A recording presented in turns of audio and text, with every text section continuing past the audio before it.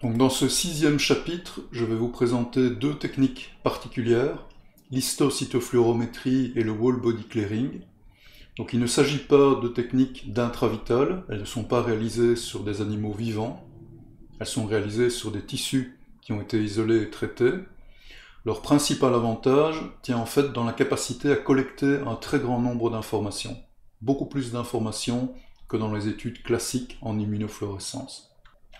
Donc je commencerai par l'histocytofluorométrie. Donc la cytométrie de flux classique, ce qu'on appelle le FACS, je suppose que vous connaissez tous la technique, donc elle permet une analyse quantitative et rapide d'un très grand nombre de cellules. Vous pouvez acquérir plusieurs millions de cellules et vous pouvez mesurer en parallèle, en fonction des appareils FACS disponibles, jusqu'à par exemple 18 paramètres de fluorescence, en plus de la taille et de la granulosité des cellules. Alors, il y a quand même plusieurs limites importantes à cette technique. Elle ne peut être réalisée que sur des tissus qui ont été préalablement dissociés. Donc, en conséquence, la localisation spatiale, la morphologie des cellules sont perdues. De plus, on sait qu'en dissociant un tissu, généralement on détruit une partie des cellules, on en perd une partie. Alors, à l'inverse, les techniques de microscopie conventionnelles, l'immunohistofluorescence classique, elles permettent une analyse fine de la position des cellules au sein d'un tissu, mais elles sont extrêmement laborieuses à appliquer à l'ensemble d'un organe. Donc l'histocytométrie, c'est une technique relativement récente, moins de 10 ans, elle a été publiée en 2012, qui tente de visualiser et de quantifier un grand nombre de cellules directement sur des coupes de tissu. Donc elle est censée allier en quelque sorte la capacité d'acquisition d'informations de la cytométrie de flux avec un positionnement des cellules dans les tissus. Alors, je vais juste vous expliquer les grandes étapes du processus. Donc, on prélève un organe, on réalise sur cet organe une coloration du tissu dans les mêmes conditions pour réaliser de la microscopie confocale, à peu de choses près. Donc on peut faire une coloration pour de nombreux types cellulaires. Ici, par exemple, ils se sont limités à 6 marqueurs de fluorescence différentes.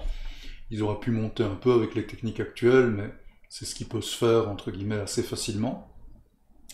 Une image est acquise à partir de ce tissu, donc dans les 6 canaux de fluorescence. Puis ensuite, vous avez un processus donc de déconvolution.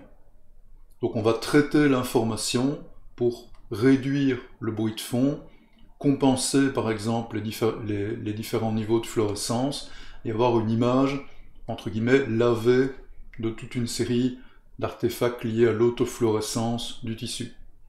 Ensuite, on a un deuxième traitement important de l'information qui va en fait viser à reconnaître les cellules dans le tissu. Donc on va avoir une segmentation de l'image où un programme va reconnaître à chaque fois ce qui constitue une cellule dans l'information visuelle.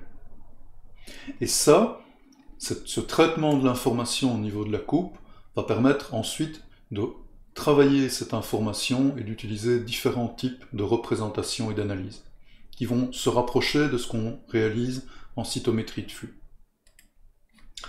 Donc la partie nettoyage du signal, ici vous avez le signal original, ça c'est le signal qui va être guetté, donc qui va être lavé après déconvolution, traitement du bruit de fond et ainsi de suite. Donc ça permet déjà de beaucoup mieux visualiser les types cellulaires. Puis ensuite, vous avez le traitement discriminatif qui va identifier dans ces signaux-là ce qui pour lui correspond à chaque fois à une cellule. Alors, une fois que ce traitement a été réalisé, on peut en fait reconstituer l'image comme on veut, en précisant quelle fluorescence peut être sur l'image. Là, en fait, tout est ouvert un peu comme pour une cytométrie de flux.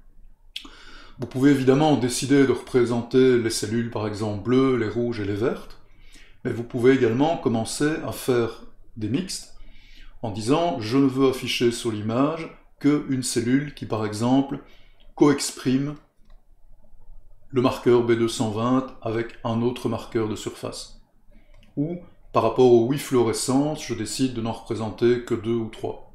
Et on peut traiter cette information de deux manières, comme au fax, donc par exemple des représentations dot plot classiques, Ici, vous avez une cytométrie de flux classique réalisée sur l'organe, avec par exemple 2 populations cellulaires. Ici, vous avez le même type de représentation, mais à partir de l'image traitée sur coupe. Et donc, on va prendre un exemple ici, par exemple CD19, CD3. Ces 2 marqueurs définissent 2 populations différentes.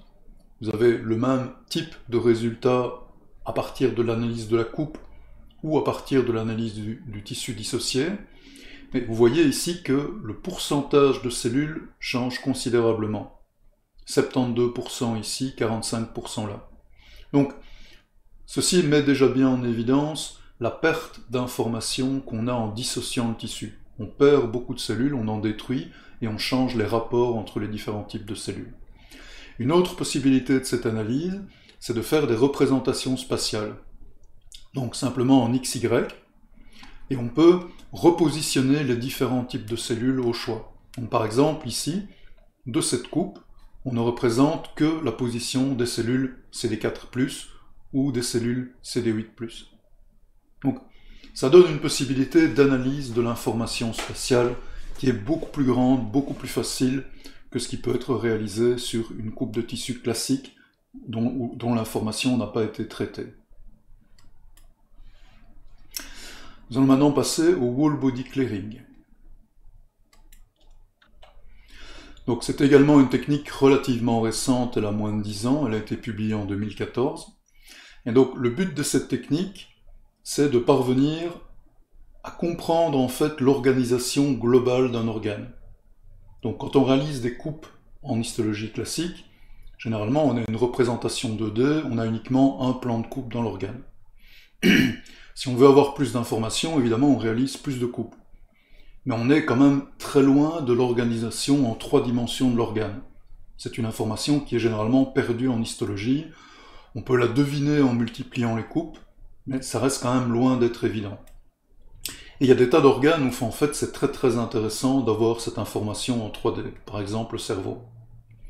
Donc, le but de cette technique, c'est de pouvoir en fait réaliser des acquisitions en 3D de l'ensemble d'un organe, sans réaliser de coupe dans l'organe. Alors, pourquoi réalise-t-on une coupe? Très simplement parce que quand on essaye de regarder en fluorescence, je vous l'ai expliqué pour le 2 photons un organe, très vite, la profondeur de l'organe en fait bloque le rayonnement en fluorescence et on ne peut pas progresser dans l'organe. Donc les auteurs se sont posé la question, qu'est-ce qui finalement bloque les signaux de fluorescence? Et la principale réponse, en fait, ce sont les lipides. Donc ils ont développé en fait un traitement pour les organes pour éliminer totalement la présence des lipides dans l'organe et donc permettre une transparence quasi totale de l'organe. Et donc, si l'organe est transparent, il est possible véritablement de le scanner et de prendre un empilement d'images à haute résolution correspondant à l'ensemble du volume de l'organe. Et donc ensuite de disposer d'une carte complète de l'organe. Alors, de nouveau pour le fun, ils ont réalisé un test particulièrement marquant. Donc ici vous avez un cerveau de souris, et ici vous avez le même cerveau de souris, mais une fois qu'il a été traité pour éliminer l'entièreté des graisses. Donc il devient quasiment transparent, il disparaît pratiquement. Donc la technique, je ne vais pas entrer dans les détails, mais en fait il y a 2 étapes majeures, c'est réussir à fixer le tissu pour protéger la structure, protéger les cellules et éviter que le fait d'enlever les lipides ne détruise complètement le tissu. Donc on va perfuser l'animal anesthésié avec une solution de fixation. On ne va pas simplement prélever l'organe et ensuite le fixer. On va anesthésier l'animal et fixer en fait l'intégralité de l'organe, de l'animal, pardon, au sens où la circulation sanguine va aider en fait à la pénétration dans le tissu du fixateur, ce qui va permettre d'avoir une fixation beaucoup plus efficace. On va ensuite incuber le tissu dans un hydrogel qui va en fait permettre une polymérisation au sein du tissu qui va augmenter sa résistance et donc empêcher qu'il soit dissocié par le fait qu'on enlève les graisses. Ensuite, on va utiliser toute une série de détergents puissants qui, eux, vont s'attaquer directement aux graisses, éliminer complètement les lipides. Et donc à ce stade-là, en principe, on a un organe qui est transparent.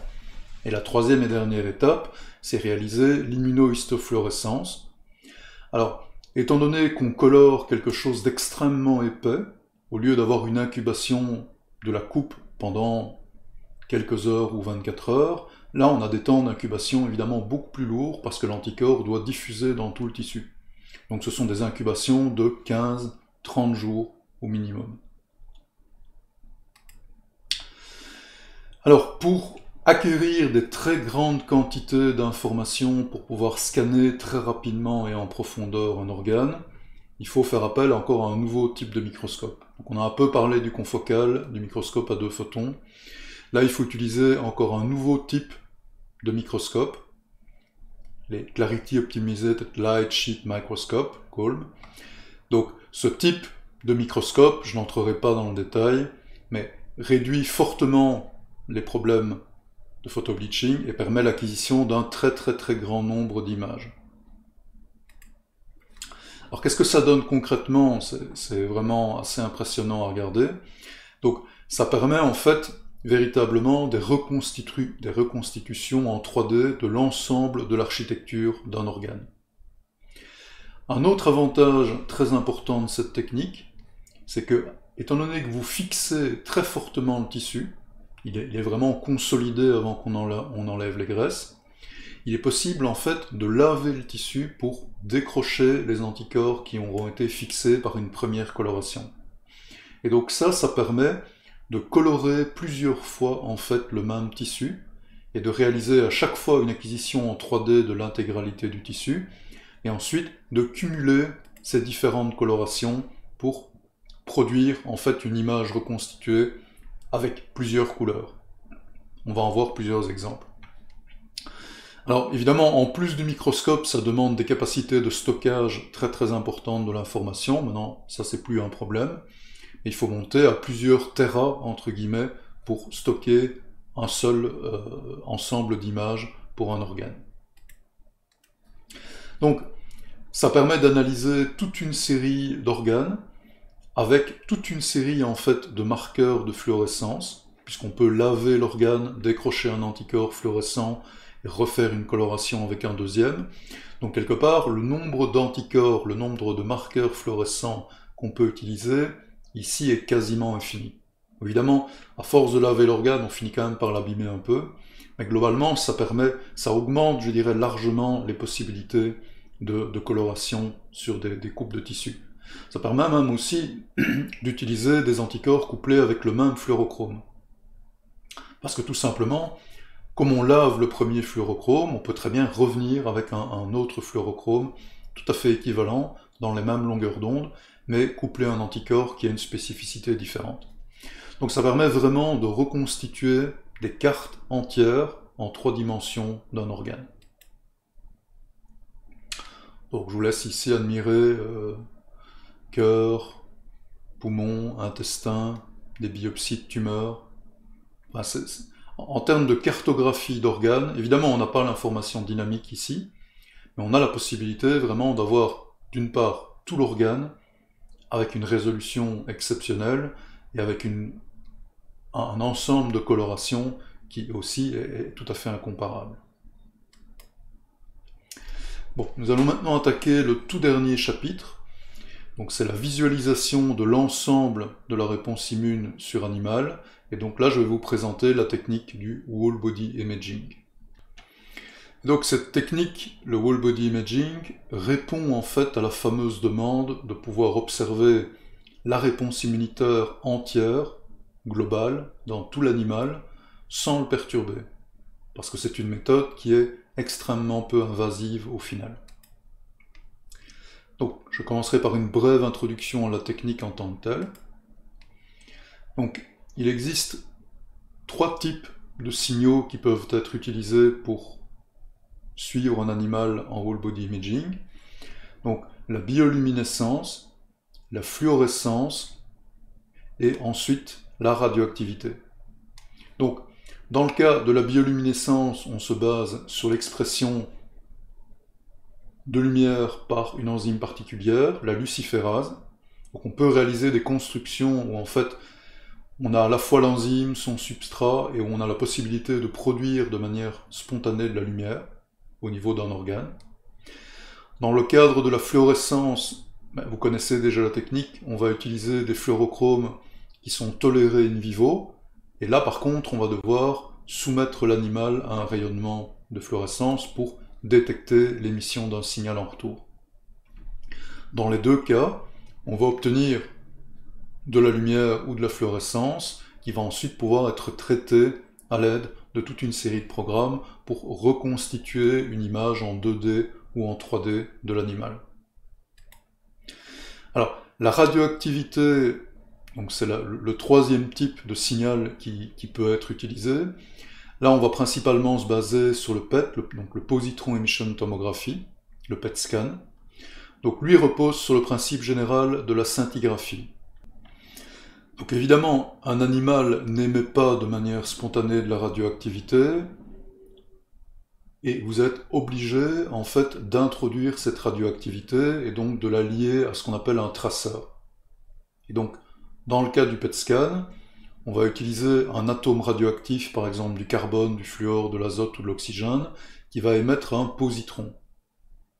Alors, ce positron, il va s'annihiler avec un électron du milieu, dans l'animal, après un très très court parcours, généralement de l'ordre du millimètre, et cette annihilation produit elle-même deux photons qui partent sur une même direction, mais dans des sens opposés. Et donc c'est ce qui explique le détecteur annulaire ici.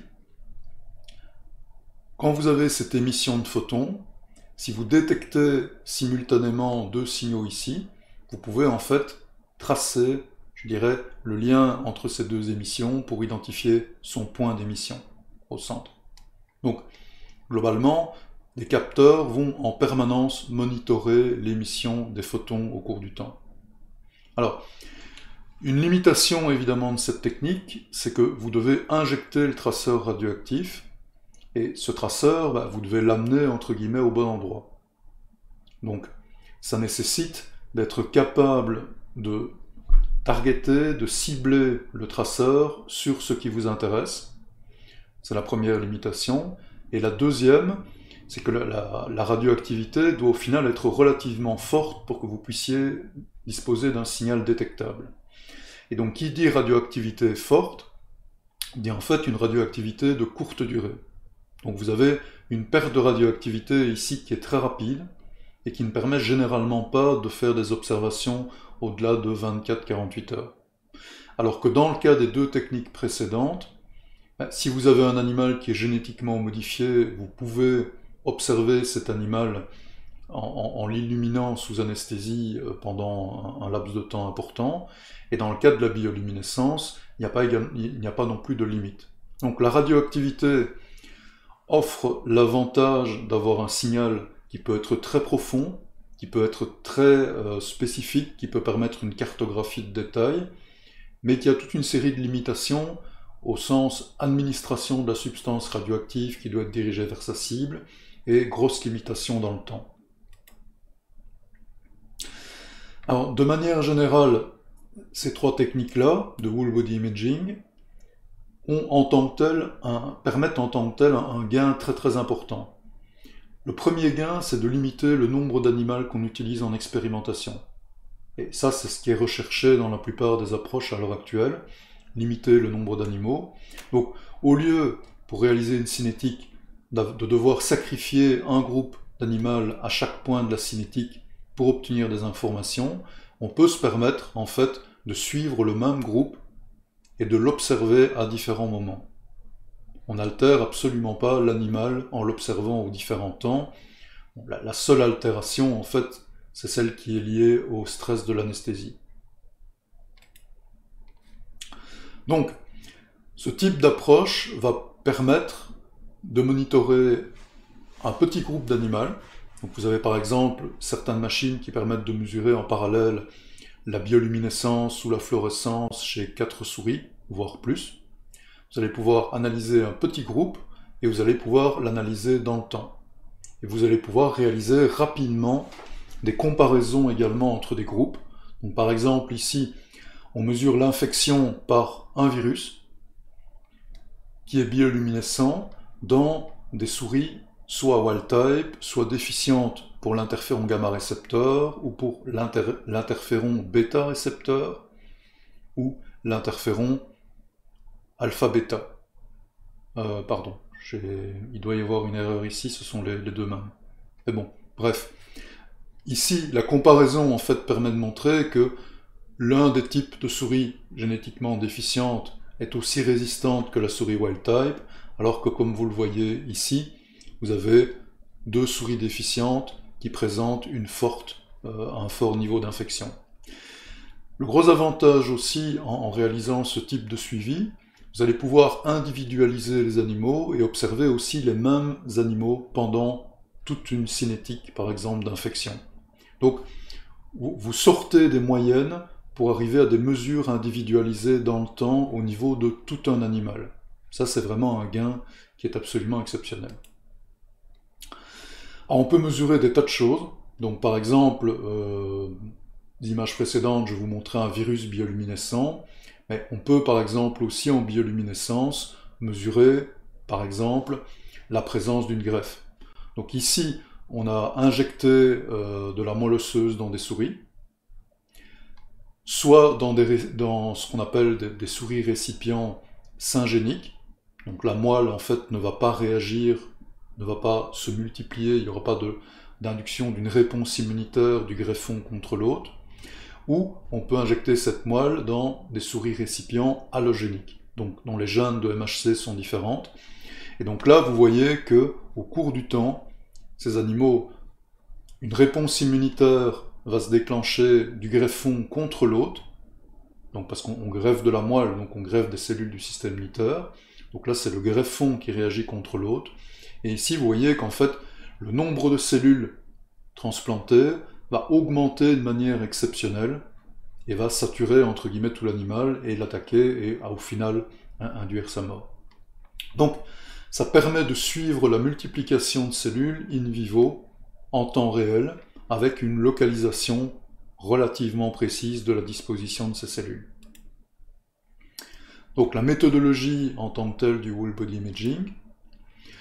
Donc ça nécessite quand même un peu de matériel. De nouveau, la possibilité d'avoir une anesthésie de l'animal, c'est indispensable. Il faut faire les mesures dans une chambre qui évidemment isole l'animal des interférences lumineuses extérieures, tant pour la bioluminescence que pour la fluorescence. Et évidemment, il faut un traitement informatique de l'information. Alors, il y a plusieurs variantes. On peut collecter des informations uniquement en 2 dimensions. Donc on va réaliser simplement l'équivalent d'une photo dans un plan. Et rien n'empêche évidemment de faire pivoter l'animal et de prendre différentes photos. Il y a des modèles évidemment beaucoup plus élaborés qui permettent là la réalisation d'images en 3 dimensions. Donc là la caméra va littéralement pivoter et va prendre des images de l'animal dans les 3 dimensions et on va reconstruire une image 3D de l'animal. Alors évidemment, l'avantage du 2D, c'est que ça permet de faire plusieurs animaux en même temps, gain de temps. L'avantage du 3D, vous avez le 3D, mais vous ne pouvez faire qu'une souris à la fois. Et donc avec le 3D, vous pouvez vraiment scanner un animal, reconstituer sa morphologie, faire une carte, dans laquelle on pourra projeter en fait la fluorescence pour refaire une localisation précise de la source d'émission. Alors il y a toute une série évidemment de limites. Donc parmi ces limites, on va retrouver l'autoluminescence, l'autofluorescence, le background de base, entre guillemets, de l'animal. Donc un des principaux obstacles, c'est toujours amusant à présenter, mais c'est principalement les poils. Donc les poils bloquent évidemment l'émission de fluorescence et de bioluminescence. Les gens qui vendent ce type de matériel, le whole body imaging, oublient généralement de mentionner qu'en fait il faut raser les souris ou utiliser les souris nude sans poils pour obtenir en fait les meilleures observations. Donc ici vous voyez que le background pour une souris avec des poils est évidemment beaucoup plus élevé que pour une souris sans poils. Mais il y a des manières en fait de lutter contre ce fameux background. Donc que ce soit pour la fluorescence ou la bioluminescence. Pour la fluorescence, le meilleur système en fait est de modifier l'alimentation. Il y a moyen d'utiliser une alimentation qui ne contient pas en fait de chlorophylle, parce que la chlorophylle et d'autres dérivés en fait produisent une autofluorescence assez importante chez l'animal. Donc ici vous avez des rongeurs qui sont nourris avec une nourriture normale. Ici vous avez des rongeurs nourris avec une nourriture sans chlorophylle. Vous voyez que le background est globalement plus bas. Une autre possibilité aussi, c'est de travailler dans des spectres d'émission de réception où vous avez un background de fluorescence le plus bas possible. Donc par exemple, le rouge lointain ici, vous voyez que le background, même chez l'animal qui est nourri avec une nourriture normale, est tout à fait acceptable. Donc l'imitation du PET scan, je vous en ai déjà parlé quand je vous l'ai montré, donc c'est la période radioactive qui est limitée. Donc 12 heures, parfois 24 heures dans certaines conditions. Donc courte période, moins de 24 heures, et alors gros problème de devoir administrer la substance radioactive à l'animal et de trouver une manière de cibler un organe ou de cibler un type cellulaire avec ces traceurs radioactifs. Donc c'est une technique qui a du potentiel, mais qui pour le moment est encore limitée par toute une série de contraintes techniques. Donc je vais maintenant vous présenter rapidement une série d'articles dans des modèles infectieux ou des modèles tumoraux qui utilisent ces techniques. Donc on commencera par les modèles infectieux. Donc ça c'est la toute première étude qui a été réalisée en whole body imaging, en bioluminescence, avec simplement une bactérie fluorescente et un traitement antibiotique de l'animal. Donc comme c'était la toute première étude, c'est extrêmement basique, les images sont évidemment de mauvaise qualité. Donc là vous avez un animal anesthésié où on suit en fait l'infection avec une grosse charge de bactéries Escherichia coli GFP. Ah pardon, c'est du whole body imaging sur fluorescence, pas bioluminescence. Donc vous avez au cours du temps l'expression de cette fluorescence. L'image est tout à fait pourrie, mais à l'époque, ça faisait déjà sensation de pouvoir suivre la présence de la bactérie in vivo sans ouvrir l'animal, en devant juste simplement l'anesthésier. Et donc, les auteurs ont dû réaliser toute une série de tests en comparant l'animal fermé, l'animal ouvert, pour voir en fait quelle était la capacité des signaux à bloquer l'expression de la fluorescence. C'est ce qu'on retrouve ici. Donc là, vous avez l'animal vivant, on va dire fermé, et ici l'animal mort, ouvert. Donc évidemment, comme on s'y attend, les tissus bloquent une partie de la fluorescence. Et donc ce type de suivi, très frustre à la base, permettait déjà une localisation plus ou moins importante, enfin plus ou moins précise des bactéries, et permettait aussi, surtout, de suivre l'effet de toute une série de traitements. Donc par exemple, ici vous avez la bactérie sans traitement ou la bactérie avec un traitement antibiotique. Donc le traitement antibiotique diminue évidemment la présence de la bactérie, mais vous voyez que dans toute une série de cas, vous avez une persistance des bactéries. Et donc, quelque part, ça permet ici de voir où sont les zones de résistance, les organes par exemple, les localisations que l'antibiotique ne peut pas atteindre. Donc un exemple un poil plus récent, et vous allez voir que la technique en quelques années a déjà beaucoup évolué. Donc le suivi ici de la bactérie Listeria monocytogenes, cette fois-ci par bioluminescence, chez la souris.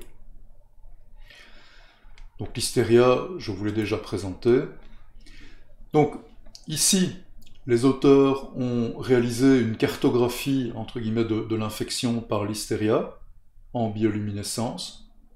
Et en fait, le résultat le plus intéressant de leur étude, ils ont fait un excellent papier avec ça, c'est qu'en utilisant cette technique sans a priori, on n'a pas besoin de faire une hypothèse sur la localisation de la bactérie pour prendre ces images, en utilisant cette technique sans a priori, ils ont découvert un organe infecté qui n'avait jamais été considéré comme infecté auparavant. Donc, traditionnellement, quand vous faites de la microbiologie, que vous voulez savoir quels sont les organes infectés chez un animal, vous devez vous taper une fois l'animal mort, de prélever chaque organe, d'écraser l'organe et de mesurer ce qu'on appelle les CFU, les Colony Forming Unit. C'est la manière la plus classique. Mais ça nécessite, je dirais, de choisir une partie des organes. On ne s'amuse généralement pas à prélever tous les organes de la souris. Et donc il y a toute une série d'organes où on fait l'hypothèse que ces organes ne sont pas intéressants, ne sont pas infectés, et ainsi de suite. Et donc ici, ce qu'ils ont mis en évidence, c'est qu'un des plus gros spots d'infection, c'est en fait dans la vésicule biliaire, gallbladder, qui n'avait jamais en fait été disséqué et étalé sur boîte pour mesurer la présence de CFU. Et l'autre découverte très intéressante qu'ils ont faite, c'est que la vésicule biliaire, comme c'est un milieu très particulier, ils ont en fait réussi à démontrer que dans ce milieu, en isolant la bactérie, elle était en fait présente dans le milieu extracellulaire. Ce qui est tout à fait unique pour l'hystéria est toujours en intracellulaire, elle se planque dans les cellules pour échapper à la réponse immunitaire. Et donc, non seulement ils ont découvert un organe infecté qui était totalement inconnu avec cette technique, mais ils ont trouvé également un mode de multiplication de la bactérie tout à fait différent de ce qu'on trouve dans les autres tissus. Alors, juste pour esquisser le potentiel de cette technique, évidemment, ça permet de comparer, par exemple, très rapidement la cinétique d'infection avec différents types de bactéries, différents mutants, par exemple. Donc ici, vous pouvez comparer l'impact de la multiplication d'une bactérie qui est déficiente pour un gène, et vous pouvez la comparer dans des souris wild-type ou des souris qui vont être déficientes pour également des gènes impliqués dans le contrôle de l'infection. Donc, cette approche-là va permettre, en fait, de processer très rapidement, de suivre très rapidement l'infection chez un animal, de manière globale, évidemment pas avec une extrême précision, on ne sait pas au sein d'un organe ce qui est infecté, mais ça va permettre de réaliser très rapidement une cartographie des organes infectés chez un animal, et surtout d'avoir une cartographie dynamique, de voir l'évolution au cours du temps. Donc même type d'analyse un peu plus approfondie avec la bactérie Brucella melitensis, toujours chez la souris. Donc c'est de nouveau une bactérie intracellulaire. Donc ici par exemple, vous avez une infection de souris au niveau de la cavité péritonéale, et on suit en fait la distribution des bactéries au cours du temps sur 28 jours. Évidemment en prenant exactement les mêmes souris à chaque fois. Donc ici ce qui est assez intéressant, vous voyez l'évolution. Au départ vous avez des organes profonds comme la rate, les reins et ainsi de suite qui sont infectés. Puis en fait, assez rapidement, l'infection se propage principalement aux membres et en fait aux articulations. Les articulations de la queue et des pattes sont très touchées. Ça, ce sont des... Je ne veux pas dire que ce sont des organes, mais ce sont des parties du corps qu'il est très difficile de disséquer, qu'il est très difficile d'écraser, dans lesquelles il est très difficile, par exemple, de mesurer la présence de bactéries. Cette technique-là permet évidemment de le faire. Et ici, les auteurs, de nouveau, ont confirmé leurs analyses, en isolant ensuite les organes chez certains animaux et en regardant l'émission de signal et évidemment la charge des bactéries. Alors de nouveau, ça permet de comparer différents types d'animaux. Ici, dans l'image précédente, vous aviez la bactérie wild type, donc vous voyez qu'elle se multiplie, ensuite elle persiste mais à un niveau plus bas. Ici, par contre, vous avez une bactérie qui est déficiente pour VIR-B, c'est un système de sécrétion qui est indispensable à la bactérie. Et donc vous voyez que ici, déjà après 5 jours d'infection, vous avez une disparition quasi totale du signal dans la souris, et vous n'avez plus ce signal, par exemple, dans les extrémités, dans les articulations, alors qu'à 5 jours, chez l'animal wild-type, avec la bactérie wild-type, vous êtes ici. Donc ça permet très rapidement de comparer différents types d'agents pathogènes chez différents animaux présentant ou non des déficiences au niveau du système immunitaire. Donc par exemple ici vous avez la bactérie wild type, mais chez une souris qui est déficiente pour IRF1. Et donc elle est déficiente pour une grosse partie de la réponse efficace contre cette bactérie, une grosse partie de la réponse inflammatoire interféron gamma dépendante. Donc ici vous voyez qu'en 7 jours vous avez une saturation complète de l'organisme avec cette bactérie. il y a une multiplication qui est totalement incontrôlée de la bactérie. Je vous montre ce qu'on avait dans une souris wild type. Vous aviez un contrôle très important à partir de 6, 7, 10 jours. Pratiquement toutes les bactéries présentes au centre de l'animal étaient éliminées. C'est évidemment pas du tout ce qu'on observe ici. Donc on peut également, avec ce type de technique, je vous ai montré plusieurs exemples avec des bactéries, s'intéresser à des virus. Donc ici je vous présente aussi l'exemple, parce que c'est un des rares cas de PET scan bien fait que je connaisse. Donc ici, la bactérie a été, je ne veux pas dire colorée, mais on a incorporé dans la bactérie un traceur radioactif qui va permettre de suivre l'infection en PET scan.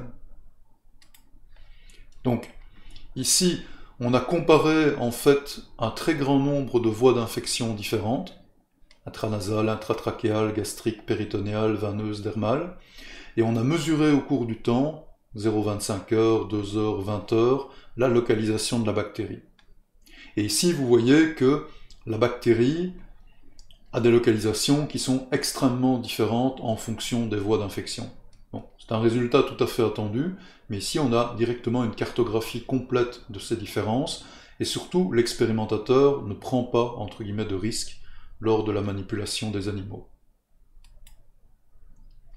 Donc on va passer maintenant au modèle tumoraux. C'est le même principe, donc je vais être assez rapide. Donc au départ, ça c'est également la toute première étude qui a été réalisée sur le sujet, on s'est tout simplement contenté d'injecter des tumeurs fluorescentes dans les animaux. Donc on modifie simplement génétiquement une cellule tumorale in vitro pour la rendre fluorescente, et ensuite on a injecté cette cellule fluorescente chez l'animal. Donc on a un développement des tumeurs, formation de métastases, et évidemment on peut suivre la fluorescence de cette tumeur dans l'organisme et réaliser de nouveau, comme pour le suivi d'une bactérie ou le suivi d'un virus, avoir la localisation au cours du temps de la tumeur. Alors évidemment, on peut, en fonction des moyens d'observation, avoir une observation qui est de plus en plus raffinée. On peut également faire en partie ce type d'observation en intravital. Ça, c'est une possibilité. À partir du moment où vous avez la tumeur qui est fluorescente, vous pouvez d'abord faire une observation en whole body imaging pour localiser grossièrement la tumeur, et ensuite coupler ça avec de l'intravital pour avoir des images plus précises, pour réaliser une cartographie plus nette. Vous savez où se trouve la tumeur, vous n'avez pas à la chercher, et vous pouvez alors directement réaliser l'intravital. Donc il peut y avoir une complémentarité entre les deux techniques, le whole body imaging et l'intravital imaging. Alors évidemment, comme pour les approches en intravital imaging, rien n'empêche en fluorescence d'utiliser deux couleurs. C'est un des gros avantages de la technique par rapport à la bioluminescence. Bioluminescence, vous n'avez jamais qu'un seul signal. Fluorescence, rien ne vous empêche d'avoir 2-3 marqueurs fluorescents différents en whole body imaging. Donc ça va permettre, par exemple, pas forcément d'injecter par exemple ici deux types de tumeurs, mais d'utiliser une tumeur d'une fluorescence dans un animal qui présente déjà une fluorescence. On me dirait, c'est quoi l'intérêt? En fait, c'est par exemple l'intérêt ici de mieux visualiser la vascularisation des tumeurs. Donc on sait que les tumeurs les plus agressives, par exemple, sont celles qui vont pouvoir induire une vascularisation importante autour d'elles. Et donc, ici, en ayant une souris qui est GFP au niveau de l'actine, ça donne une visualisation importante de l'organe, et donc on a les cellules tumorales ici qui sont en rouge, et on voit par contre bien la vascularisation qui provient de l'animal, et donc qui est verte, qui se trouve dans cette tumeur. Alors ça va également permettre, mais là on retombe un peu dans l'intravital imaging, si on utilise un microscope, d'aller visualiser de nouveau plus finement les interactions entre les cellules fluorescentes de l'animal, ici par exemple des cellules dendritiques, et les cellules tumorales. Donc complémentarité des deux techniques. Donc la principale limite évidemment c'est la résolution. On peut regarder des organes, regarder des cellules, c'est compliqué. Donc dans cet article-ci, par exemple, ils essayent de réaliser une visualisation de cellules, d'avoir véritablement un suivi de cellules, notamment dans les vaisseaux lymphatiques, pour voir en fait de quelle manière les cellules tumorales qui métastasent se déplacent entre les ganglions lymphatiques au niveau des vaisseaux lymphatiques. Alors ça donne ce type d'image, donc effectivement en whole body imaging on voit bien le site de la tumeur primaire, on voit qu'il existe des zones de métastase, et donc de nouveau, sachant qu'il y a une zone de métastase, sachant où regarder, on va pouvoir en fait réaliser des études en microscopie ou éventuellement en intravital. Donc ça c'est une possibilité vraiment de synergie importante qu'il y a entre les deux techniques. Si vous avez par exemple un processus de métastase, il est tout à fait aléatoire, il va varier beaucoup d'un animal à l'autre. En pratique, il est impossible de savoir, de prédire où les métastases vont se localiser. Donc le whole body imaging permet de savoir où est la métastase, et ensuite, même si le whole body imaging ne fait que de vous dire la métastase est là, c'est déjà une information qui peut être très intéressante pour, à l'aide d'autres techniques, aller s'intéresser à la métastase et à son contenu. Donc, il y a toute une série de types de transferts, évidemment, de cellules qui sont possibles. Vous pouvez, par exemple, comparer la capacité à disséminer de différents types de cellules tumorales. Donc, par exemple, ici, c'est assez évident, si vous mettez des cellules tumorales murines dans une souris, évidemment, les cellules tumorales ne seront pas rejetées, donc elles vont être capables de se multiplier, de disséminer. Par contre, si vous mettez des cellules tumorales humaines, elles vont être évidemment rejetées par le système immunitaire de la souris, qui les reconnaîtra comme cellules étrangères. Et donc, ce sont de simples expériences ici, en fait, pour comparer, dans des cas extrêmes, la capacité de survie des cellules tumorales. Ici, vous allez clairement avoir un type de cellules tumorales, les rouges, qui vont survivre, alors que les vertes vont être quasiment éliminées au cours du temps. Voilà, c'est terminé. Je vous remercie pour votre attention.